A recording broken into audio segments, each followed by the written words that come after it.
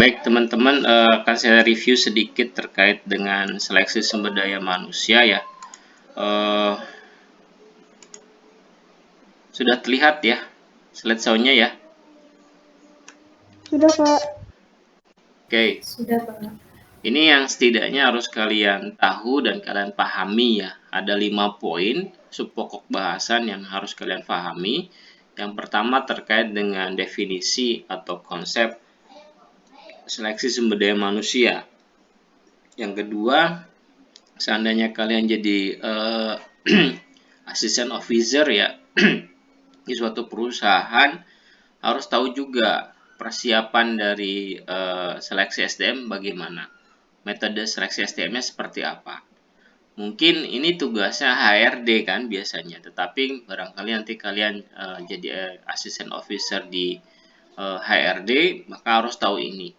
Ya, jadi apa persiapannya, metode seleksinya bagaimana. Berikutnya tahapan seleksinya seperti apa. Tadi sudah dijelaskan secara detail ya, bahkan tes kesehatannya bagaimana itu juga disampaikan.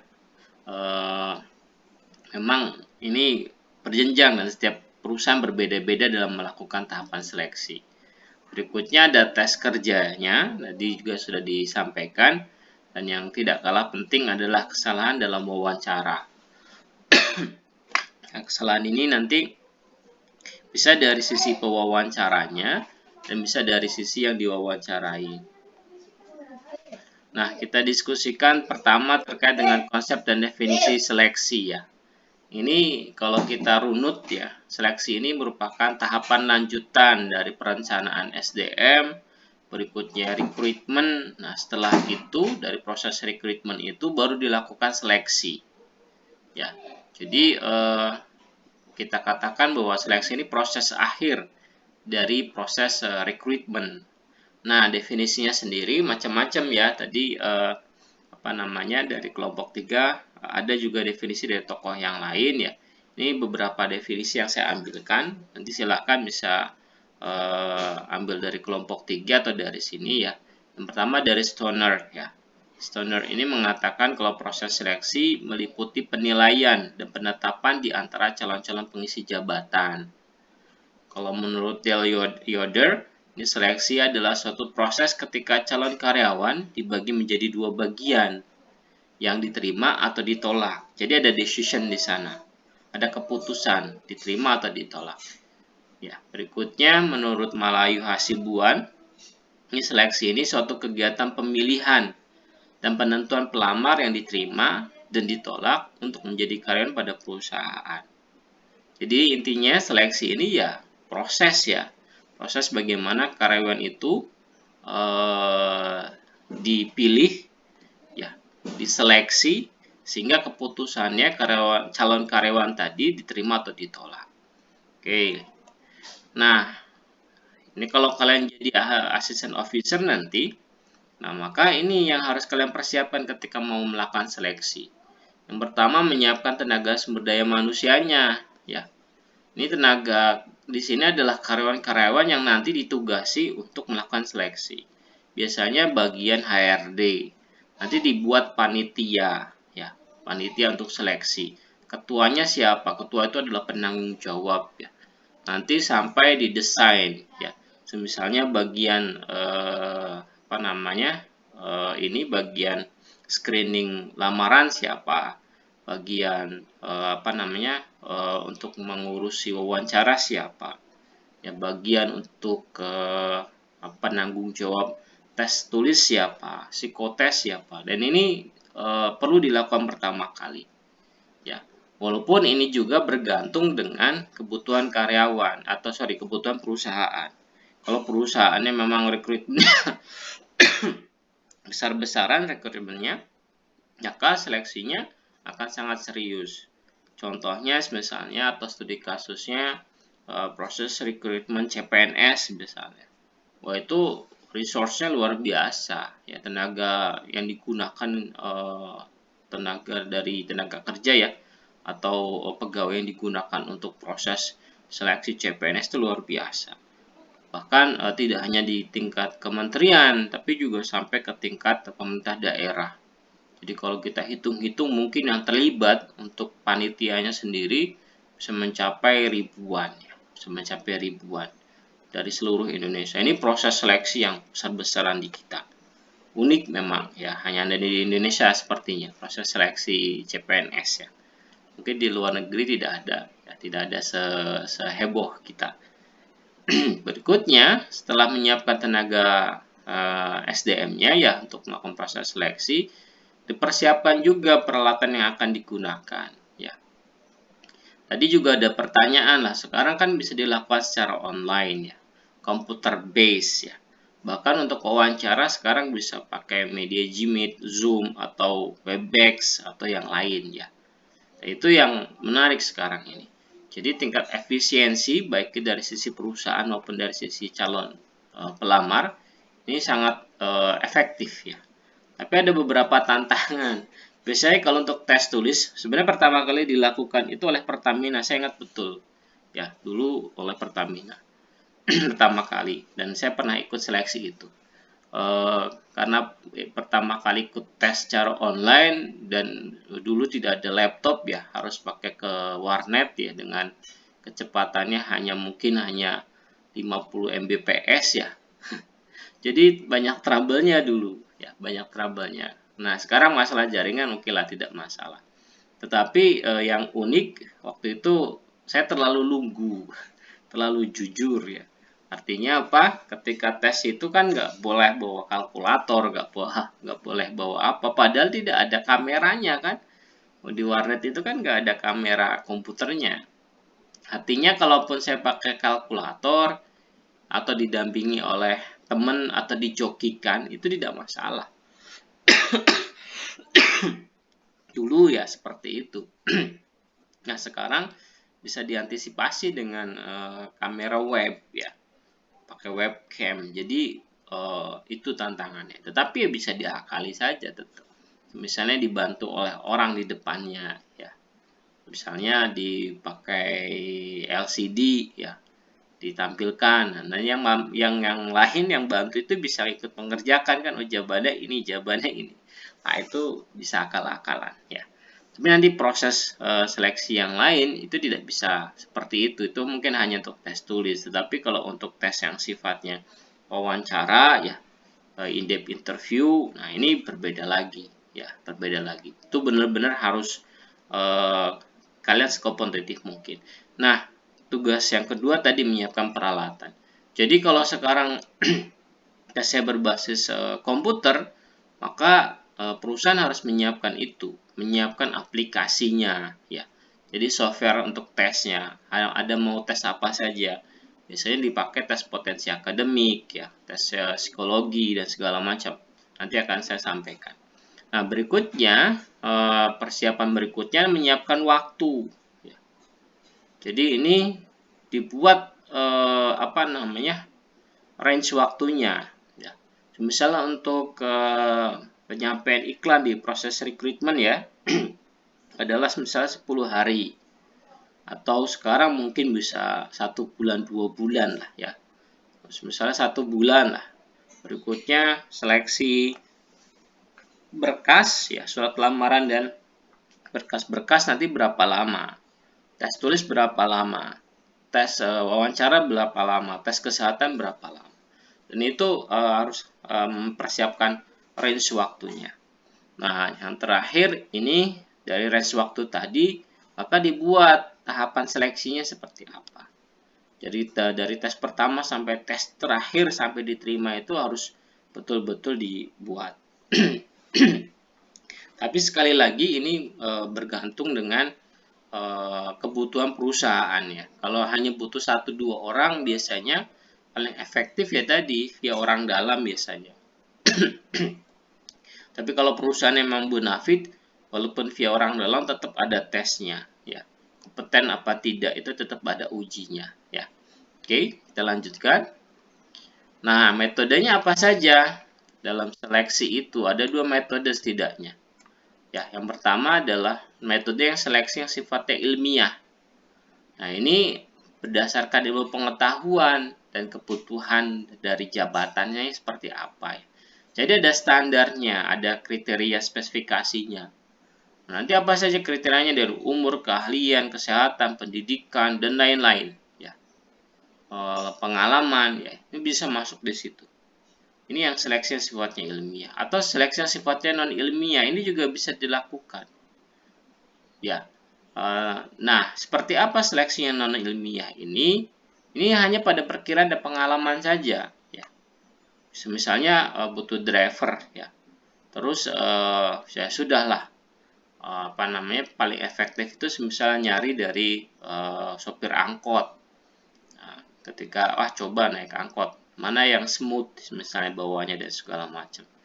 Ditanya punya gangguan penglihatan apa tidak dan segala macam. Oh enggak, mau enggak kerja di perusahaan saya jadi driver. Nah, seperti itu bisa. Ya. Walau itu non ilmiah sifatnya, ya, aksidental, tapi bisa dilakukan. Oke. Lanjut. Nah, tahapan dalam seleksi apa saja? Ini tujuannya dulu ya.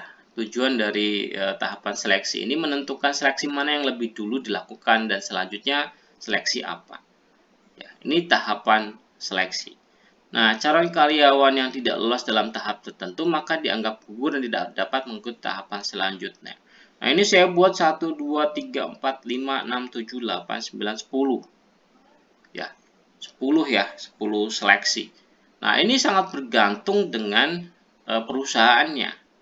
Setahu saya, perusahaan atau lembaga yang proses rekrutmennya sangat panjang itu cuma ada di Bank Indonesia. Bank Indonesia kalau tidak salah ada 7 tes. 7 tes ya. Itu sudah hampir menghabiskan waktu sekitar 3 bulan. Ya, jadi kalau daftar pertama dari pemberkasan dulu masukkan. Ya, atau seleksi surat lamaran. Berikutnya saya lupa. Ada tes bahasa Inggris. Tes potensi akademik dulu ya. Habis itu tes bahasa Inggris. Habis itu ada in-depth interview. Habis itu ada tes kesehatan. Ya. Baru terakhir ada tes user, misalnya wawancara dengan atasan. Ya. Nah, baru terakhir keputusannya seperti apa. Pengetahuan saya yang paling banyak itu Bank Indonesia. Ya, kalau perusahaan-perusahaan asing malah relatif sederhana ya. Jadi tes potensi akademik dijadikan satu ya. Kalau CPNS bagaimana Pak? CPNS itu setidaknya ada 3 tes. Yang pertama adalah tes awal ya. Ini tes potensi akademik ya. Tes wawasan kebangsaan, satu laginya tes saya lupa. Pokoknya dia menguji kematangan. Ya. Dan yang kedua setelah itu selesai nanti ada tes yang kedua. Tes yang kedua itu tes bakat ya. Tes kemampuan bakat. Jadi nanti kalau jadi dosen ya ada micro teaching ya, menyampaikan materi dan segala macam seperti ngajar. Kalau misalnya kalian account officer, ya tesnya terkait dengan account officer, assistant officer, maka ya kalian yang dites ya tadi, misalnya terkait dengan manajemen kearsipan, manajemen perkantoran, ya seperti itulah. Nah, ini yang tes kemampuan bakat ya, atau tes kemampuan bidang. Nah, ini satu-satu saya sampaikan untuk seleksi surat lamaran ini. Ini yang pertama kali dan perlu diperhatikan. Kalau untuk CPNS sudah ada formatnya enak. Tapi yang perlu hati-hati dia harus diketik atau tulis tangan.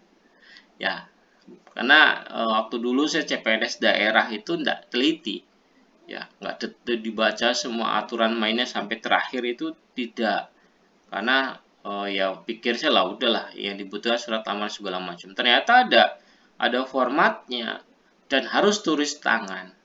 Itu masih mending kalau tulis tangan. Ada yang tulis tangan dengan tegak bersambung. Wah, itu sudah luar biasa effortnya. Ya, itu dulu banget ya. Sekarang juga masih sama untuk tes CPNS. Tapi kalau untuk perusahaan swasta biasanya ketik sudah cukup. Tapi perlu diperhatikan juga tetap.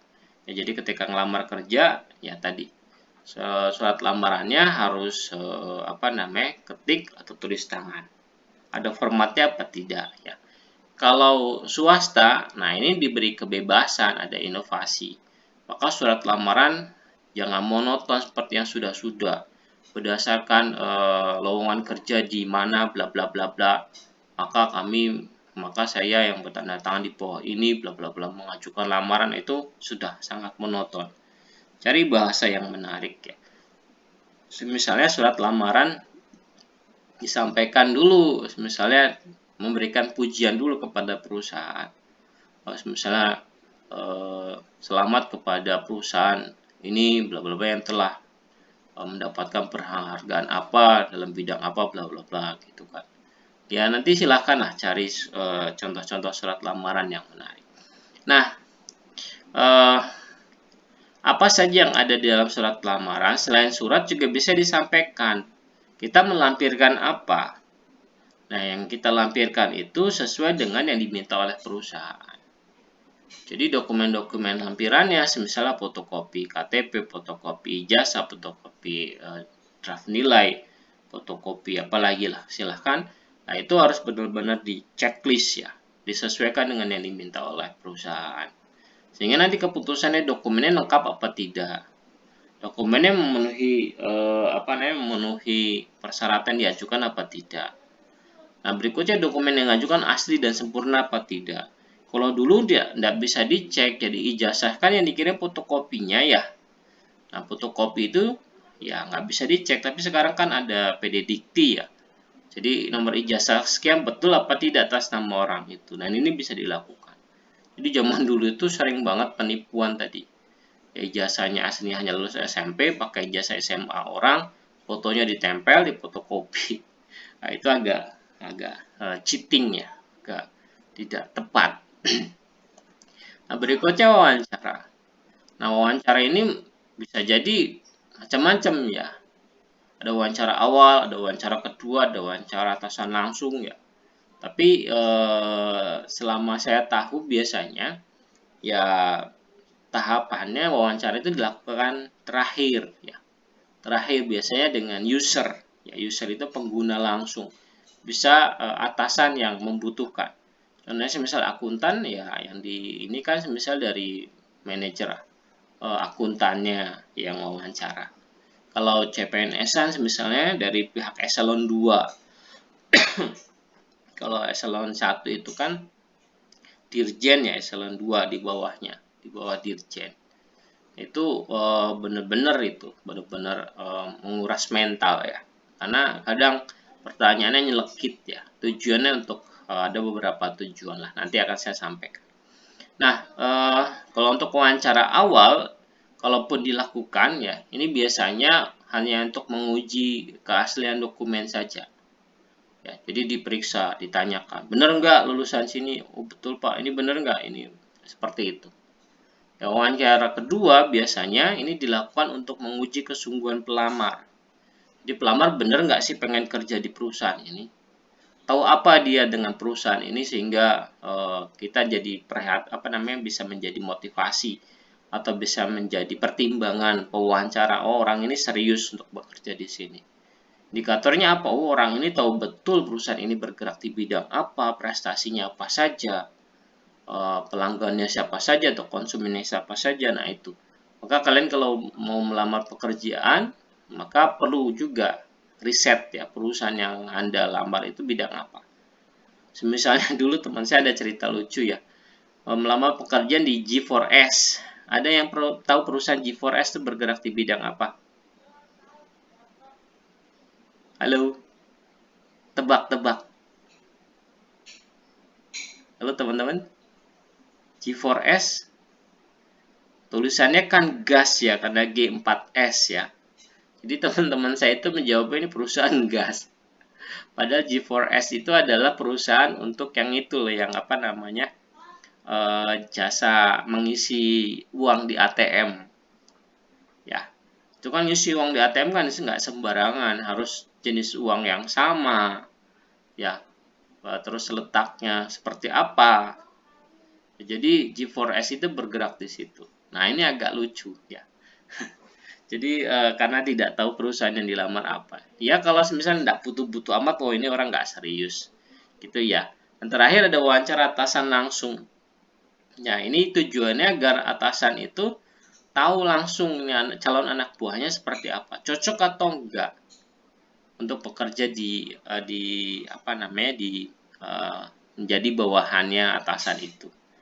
Nah, wawancara sendiri ada yang dilakukan secara terstruktur, ada yang tidak terstruktur ya. Kalau terstruktur jelas ada panduannya, apa saja yang harus ditanya. Ada checklistnya. Kalau tidak terstruktur, ini biasanya ya bisa ngalor ngidul. Yang penting maksud dari wawancara itu tersampaikan. Misalnya, oh ini wawancara dari atasan langsung, tanya misalnya. Dulu skripsinya tentang apa? Dulu tugas akhirnya tentang apa? Ya, terus dijawab, oh tentang ini lu kayak gitu aja dibuat tugas akhir. Tujuannya untuk memancing emosi. Kalau pembawaannya tenang, bisa menjawab dengan apa namanya tidak terbawa emosi, itu jadi pertimbangan. Kadang seperti itu pertanyaan-pertanyaannya. Nah, dari sisi isinya, dari isi atau jenis pertanyaannya, bisa wawancara itu sifatnya adalah situasional interview. Biasanya situasional yang ditanyakan terkait dengan pekerjaan yang akan diperoleh ya. Pernah bekerja tidak di bidang ini? Oh, tidak pernah. Kamu kira-kira tahu nggak kerjanya bakal seperti apa? Biasanya seperti itu. Atau behavioral interview, ini yang tadi ya, untuk menguji respon atau sikap pada suatu situasi kerja ya. Jadi kalau perusahaan lagi seperti ini, kalau targetnya tidak tercapai, maka sikap kamu bagaimana lah gitu. Biasanya seperti itu. Ya. Atau terkait dengan job related interview. Ya, ini yang berkaitan dengan kinerja atau capaian yang ditunjukkan oleh kandidat di masa lalu. Oh, saya punya pengalaman lah, biasanya dikejar itu. Nah, dulu seperti apa, Pak? Bagaimana kalau tidak punya pengalaman? Nah, makanya butuh portofolio ketika daftar itu penting. Contohnya, misalnya prestasi kamu apa? Nah, Pak, saya kan nggak pernah kerja sebelumnya. Nah, maka prestasinya adalah prestasi ketika di perkuliahan. Oh, saya pernah jadi panitia, jadi ketua panitia internasional seminar, Pak. Ini. Dulu saya membawahi sekian panitia dan segala macam. Nah, itu juga bisa dikatakan prestasi. Oh, saya pernah menang lomba ini, Pak. Oh, saya dulu pernah jadi presiden BEM. Nah, itu bisa. Ya, oke. Berikutnya tes tertulis umum. Nah, ini biasanya dilakukan pertama kali karena seleksinya paling gampang ya. Ya, bisa juga tes tertulis umum ini untuk membuktikan apa yang diucapkan sesuai enggak ketika wawancara awal dilakukan itu. Ya, jadi sesuai enggak sih sama yang disampaikan. Nah, yang berikutnya bisa jadi tes tertulis umum menjadi standar dasar ya untuk melihat kemampuan pelamar dalam berbagai hal. Biasanya di tes itu ya pengetahuan umum atau tes potensi akademik atau pengetahuan tentang pekerjaan. Nah, ini kalian harus persiapkan. Maka tidak rugi kalau kalian dari sekarang misalnya cari buku-buku terkait dengan tes pengetahuan umum, tes potensi akademik ya. Pengetahuan umum macam-macam, kadang pertanyaannya agak nyeleneh. Misalnya klub manakah yang pernah menjadi juara Liga Champion tahun berapa? Kayak gitu-gitulah. Misalnya Indonesia dalam SEA Games tahun 2021 itu meraih medali emas berapa, perak berapa lah, itu kan kita kadang nggak tahu. Tapi mau tidak mau kita harus jawab. Kita tertulis umum. Nah, tadi pertanyaannya kenapa kok butuh psikotes? Nah, psikotes itu biasanya yang diuji nih. Walaupun kadang pertanyaannya agak aneh ya, tapi ini bisa menjadi indikator untuk melihat kejujuran, kecerdasan, bakat dan minat, kepribadian, motivasi, kerjasama, ya, kepemimpinan, loyalitas, prestasi, bisa juga menunjukkan kemampuan problem solving, ya, bisa juga menunjukkan kedewasaan seseorang. Nah, sehingga psikotes itu penting. Tapi saya jangan ditanya, Pak, kok bisa sih menunjukkan itu? Lah, itu teman-teman psikologi ya, yang paham betul. Ya. Maka teman-teman psikologi itu bisa merekayasa jawaban. Maksudnya ini perusahaannya butuhnya apa? Nah, mereka seperti itu. Mana yang dominan? Gitu ya. Jadi psikotes itu penting di sini. Kenapa? Karena ketika calon pegawai itu masuk, diterima, dia akan berhadapan dengan teman pekerjanya, dengan berhadapan dengan atasannya, akan berkomunikasi dengan pelanggan. Maka yang dicari ya betul-betul secara psikologi dia itu memang baik, mumpuni ya. Itu ya. Nah, berikutnya nih tes kesehatan ya. Kalau tes kesehatan biasanya yang dilihat adalah ya, sesuai tidak ya dari sisi fisik ya, terus ketahanan fisiknya, ketahanan mentalnya ya. Ketahanan fisik ini misalnya bekerja di dalam ruangan maupun di luar ruangan ya. Kalau gampang masuk angin kerjanya di ruangan ber-AC ya akan beresiko ya. Kalau orangnya lemah kerjanya di luar ya harus membawa kendaraan ya dari satu toko ke toko lain. Nah, itu juga perlu diperhatikan. Atau ketahanan mental. Jadi kejiwaan pelamar juga ini perlu juga ya. Kenapa? Karena tekanannya sangat banyak, apalagi bagian marketing, bagian penjualan. Wah, itu antara target dan realisasi selalu diamati oleh pimpinan, oleh manajer. Wah, ini capeknya ini sudah bulan Oktober, capaian kamu masih 60%. Wah, sudah dimarah-marahin, harus benar-benar di-push oleh manajer. Nah, ini kalau nggak punya ketahanan mental ya payah. Ini beberapa tes kesehatan yang dilakukan. Ada Pak tes kesehatan untuk melihat kejiwaan pelamar? Ada. Cuma dilakukan oleh rumah sakit umum yang ini ya besar ya. Kalau di Purwokerto ada di Margono. Ya saya dulu pernah ikut tes itu. Tes kejiwaan. Nah, jadi kelihatan agak gokil apa enggak ini orang. Agak gila apa tidak gitu ya. Ini tes kejiwaan. Nah, kalau tes fisik sih sederhana ya, hanya punya gangguan apa, darah tinggi apa tidak, di ronsen segala macam lah. Paling juga penglihatan ya, buta warna apa tidak, minus plus atau apalah. Nah, itu dites. Nah, tujuannya apa? Tujuannya itu tidak mengganggu pekerjaan gitu ya. Nah, berikutnya setelah tes itu semuanya dilakukan, maka harus ada keputusan diterima atau ditolak. Ya. Jadi ketika calon pekerja tadi melakukan proses tadi, maka harus ada keputusan. Mana yang diterima, mana yang ditolak. Ya. Nah, berikutnya setelah diterima, maka dilakukan orientasi. Nah, nanti ini ada, bisa jadi penempatan dulu baru orientasi atau orientasi dulu baru penempatannya. Tergantung perusahaannya. Seandainya penempatan dulu, maka setelah diterima tadi ya ditempatkan sesuai dengan sesuai dengan kemampuan karyawan baru tadi ya. Nah, agar adaptasinya mudah, maka ketika setelah di penempatan maka dilakukan orientasi.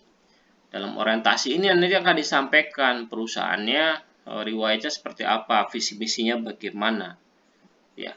Berikutnya struktur organisasi perusahaannya seperti apa, produknya apa. Jangan sampai kerja di situ tapi nggak tahu ini perusahaan apa sih, dia memproduksi jasa atau barang sih, barangnya apa sih. Nah, itu bahaya kalau tidak tahu.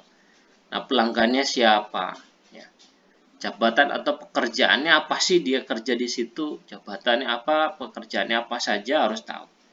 Atasan, teman sekerja ini juga harus paham. Ya, ini harus benar-benar dikenalkan kepada karyawan baru.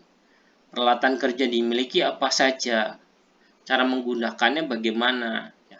Ini juga perlu diorientasi. Artinya perlu dikenalkan kepada karyawan baru. Dan terakhir, bisa terkait dengan peraturan perusahaan. Lah macam-macam. Kalau misalnya lembaga negara, misalnya contoh peraturannya, selain peraturan disiplin yang masuk jam berapa dan segala macam, cara izin seperti apa dan segala macam ya. Ada yang agak unik misalnya kayak OJK itu, Otoritas Jasa Keuangan itu ada salah satu syarat, jadi nggak boleh nikah antar pegawai OJK misalnya. Jadi nggak boleh. Kalau CPNS daerah boleh sama PNS di dinas, tapi harus dinasnya harus beda, tidak boleh dinasnya sama, jadi nanti ada yang ngalah dipindah gitu ya. Nah, ini orientasi. Oke, kita lanjutkan. Tadi sudah tes kerja ya, sudah disampaikan oleh kelompok 3. Ada tes kognitif, ada tes fisik motorik, ada tes bakat dan kepribadian, dan ada tes capaian. Nah, tes kognitif ini terkait dengan kecerdasan, intelijensi. Ya, maka tes potensi akademik itu tetap harus diujikan kepada calon pekerja. Nah, kalau tes motorik dan fisik ini ya tadi untuk melihat kekuatan fisik ya, mengukur ketangkasan, kelenturan, daya tahan fisik, kelincahan dan lain sebagainya. Memang ada ini ada. Kalau CPNS Kementerian Keuangan ada tes lari. Jadi di waktu sekian menit berapa mampu berapa putaran lapangan bola. Tujuannya apa ya? Tujuannya tadi melihat ketangkasan tadi. Bisa jadi dia nanti ditempatkan menjadi apa namanya? Di lapangan ya. Kementerian Keuangan misal pajak itu kan ada yang konsultan pajak harus mendatangi perusahaan-perusahaan ya. Jadi itu ya. Kadang kalau di luar Jawa itu medannya luar biasa ya, tidak semulus di Pulau Jawa. Nah, ini juga apa namanya? Membutuhkan itu. Beberapa seperti perusahaan bea cukai dia di Kementerian Keuangan di divisi di bagian bea cukai itu juga sama, tinggi badan diukur, kemampuan fisik seperti tentara. Maka ketika orientasi itu biasanya dilatih fisik juga. Nah, kalau tes kepribadian dan bakat ini terkait dengan personality ya. Nah, maka ini kita lihat sebenarnya motivasinya apa orang itu ya. Kestabilan emosinya bagaimana? Kepribadiannya seperti apa? Hobinya apa?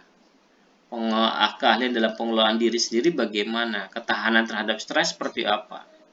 Oh, ini tesnya pakai kertas koran ya, biasanya menghitung perhitungan. Angka-angka itu dijumlahkan terus.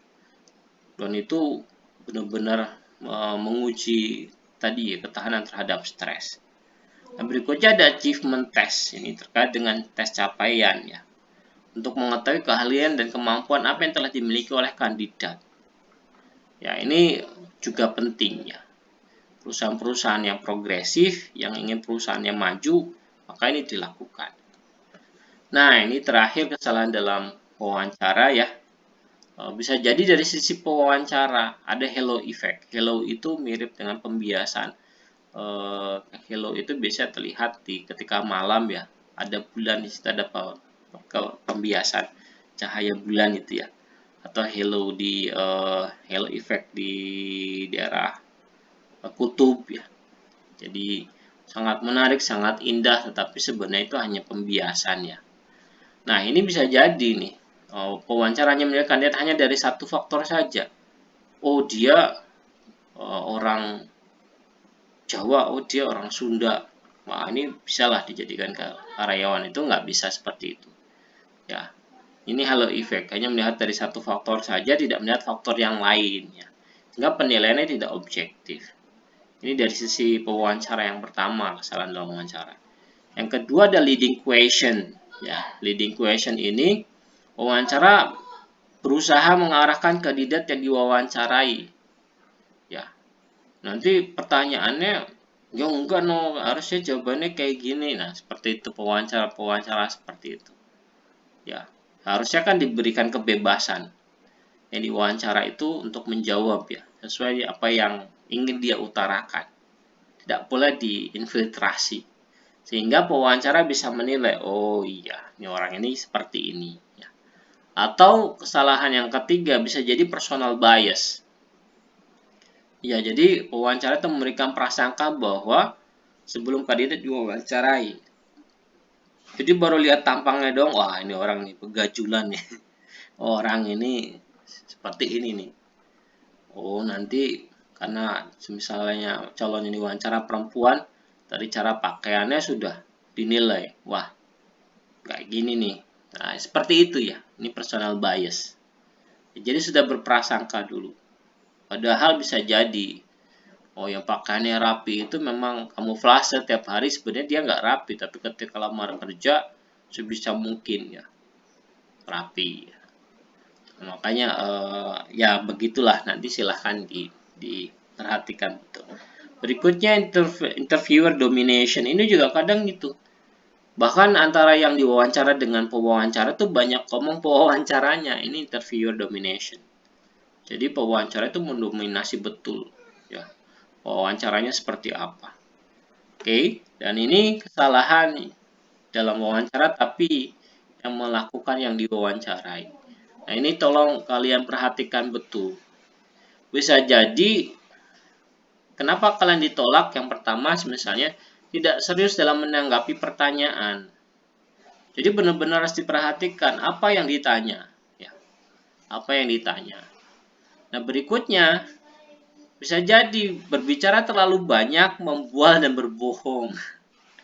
Jadi cukup saja pertanyaannya apa, dijawab sesuai dengan pertanyaan itu, nggak usah ngalor ngidul ya. Ini tidak disukai oleh pewawancara, apalagi sampai membual dan berbohong. Ya, bisa jadi tidak mendengarkan dengan seksama juga. Pertanyaannya apa? Oh, ini nggak paham apa yang ditanyakan.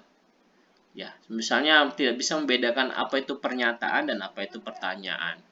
Nah, ini jadi permasalahan. Dan terakhir, yang tidak kalah penting, tidak melakukan persiapan sebelumnya. Persiapan tuh macam-macam, tidak hanya pakaian, tidak hanya masalah doa banyak-banyak, tidak hanya itu, tapi juga persiapan yang lain. Contohnya adalah riset terhadap perusahaan yang kalian lamar. Saya pernah merasakan itu wawancara di LIPI, saya nggak tahu prestasinya LIPI itu apa. Ketika ditanya, tahu nggak prestasinya LIPI apa? Apa saja yang sudah dihasilkan oleh LIPI? Ya, saya nggak bisa jawab itu. Ya, maklum masih amatir, baru lulus ya, tes pertama kali. Jadi benar-benar nggak mempersiapkan. Ini beberapa kesalahan dalam wawancara dari sisi yang diwawancarai. Itu teman-teman yang bisa saya sampaikan. Ada yang